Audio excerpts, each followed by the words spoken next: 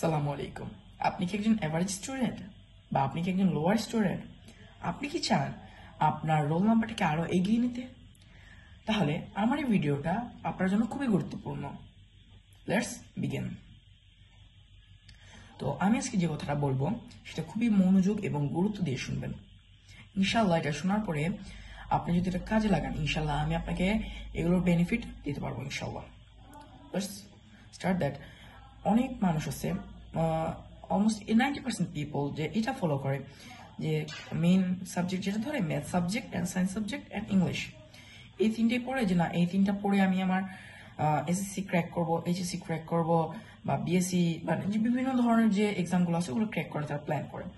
But most of the ক্ষেত্রে দেখা গেছে যে এইগুলোতে ফোকাস করতে গিয়ে তারা স্কুল লাইফে অনেক একটা হিউজ পরিমাণ গ্যাপে থাকে, যার ফলে তাদের ভবিষ্যতে গিয়েও একটু সমস্যা ফেস করতে হয়। এছাড়াও তাদের রোল নাম্বারটা তো এমনিও হিউজ পরিমাণ ডিফারেন্ট থাকে। তো আমি আপনাদের আজকে একটা ট্রিক শিখিয়ে দেবো, যেটার মাধ্যমে ইনশাল্লাহ আপনি যদি এটা কাজে লাগান ইনশাল্লাহ আপনার একটা বেনিফিট পাবেন, আমি আপনাকে গ্যারান্টি দিয়ে বলতে পারি। তো সেটা হচ্ছে গিয়ে, সবাই যদি একদিকে হাঁটে একমাত্র সেই সফলতা পায় যে বিপরীত দিকে হাঁটে। এই কথাটার মানে হচ্ছে এটা যে সবাই আপনি যদি বলে ম্যাথ সায়েন্স সাবজেক্ট এবং ইংলিশ কম্পালসারি ধরতে, আপনি এগুলোকে ধরবেন, ঠিক আছে, অ্যাজ এ নর্মাল হিসেবে ধরতে পারেন। কিন্তু এর পাশাপাশি আপনি যদি চান একজন টপার হতে, টপারদের কিন্তু সিক্রেট হচ্ছে গিয়ে তারা সব সাবজেক্টদের মধ্যে এমন একটা সাবজেক্ট বাছাই করে যেটা হচ্ছে কি সবার থেকে হিউজ পরিমাণ ডিফারেন্ট। সবাই গণিত পড়ে, সবাই ইংলিশ পড়ে, সবাই ম্যাথ পড়ে। কতজন মানুষ আছে যারা আপনার বাংলাদেশ বিশ্ব পরিচয়, বিজিএস, পরে হচ্ছে গিয়ে আপনার বাংলা, আইসিটি, এগুলাকে পড়ে। যদি আপনি এগুলো পড়েন ইনশাল্লাহ এগুলোতে একটা হিউজ ডিফারেন্স যদি আনতে পারেন, আপনার রোলটা অনেক আগে নেওয়া যাবে।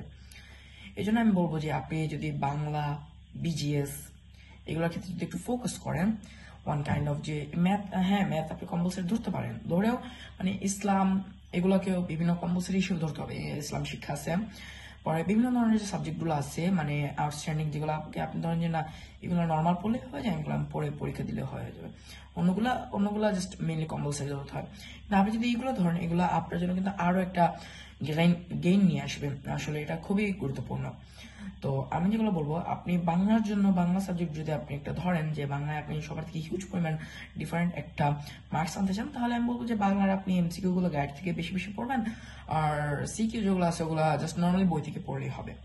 পরে হচ্ছে কি বিজিএস, বিজিএস মানে এটাতে আমিও লাইফ অনেক প্যারা খাইছি, এখনো খাইতেছি।